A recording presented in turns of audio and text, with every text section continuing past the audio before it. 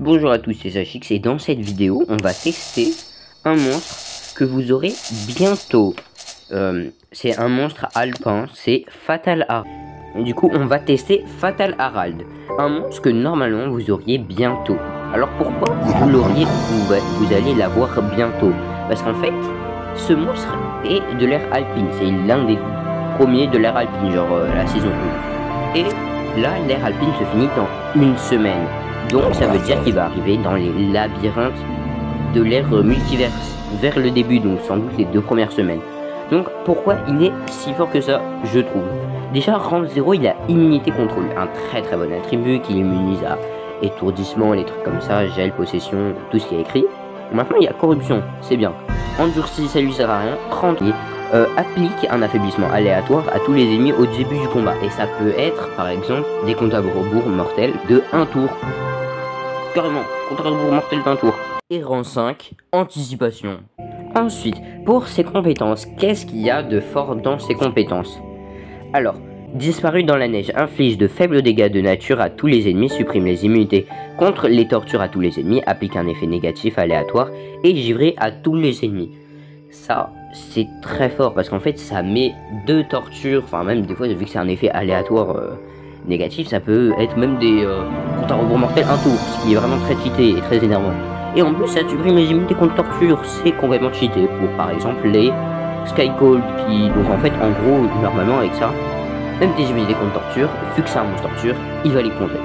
Ensuite, regard maudit, inflige des faibles dégâts de terre mineurs à tous les ennemis, applique protection des effets négatifs à tous les ennemis, puis applique un effet de torture aléatoire à tous les ennemis.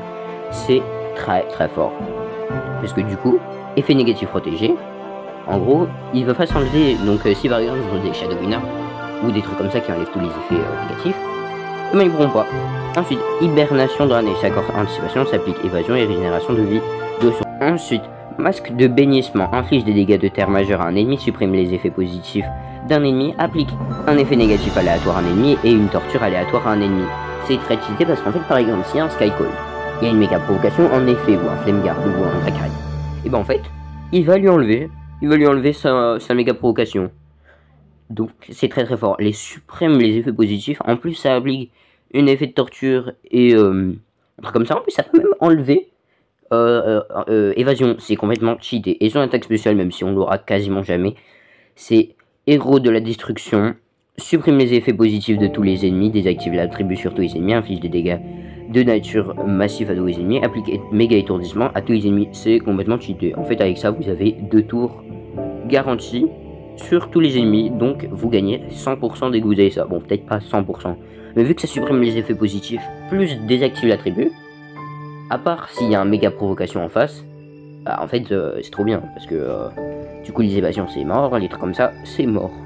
Ensuite pour ses reliques, le masque et le bâton. Le masque ça peut être fort parce qu'il y a des masques très intéressants, mais bon là je vais pas lui mettre, comme par exemple le masque de Tetsuma ou je sais pas quoi.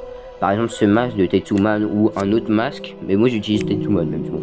Ensuite le bâton, moi je lui mets le bâton de Lucien, on peut lui mettre des bâtons ancestraux vu qu'il est un monstre.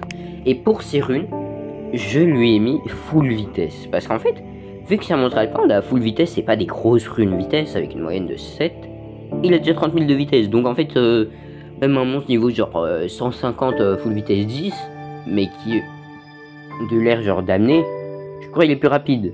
Bon après s'il y a des vitesses combinées dans l'équipe, tant mieux pour lui. Et aussi il y a un truc bizarre, je sais pas du tout c'est quoi.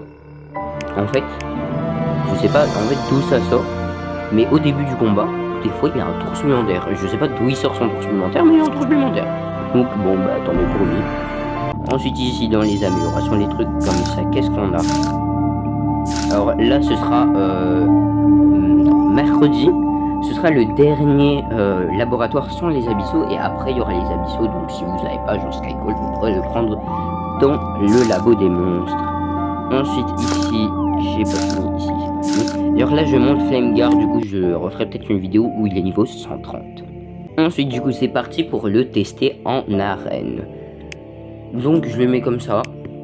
J'enlève Sky Cold et pas l'Ernata parce qu'en fait c'est injouable sinon. Malheureusement, pendant ce combat, j'ai perdu le son. Du coup, je mets un accéléré x5 dès maintenant.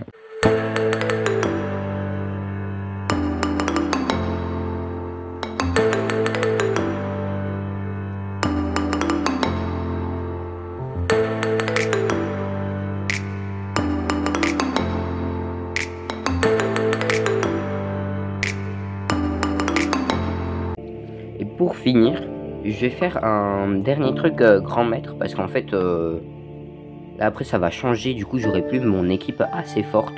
Comme ça, au pire, j'aurai 50 cellules d'un monstre. Si j'ai de la chance, ce sera un bon monstre.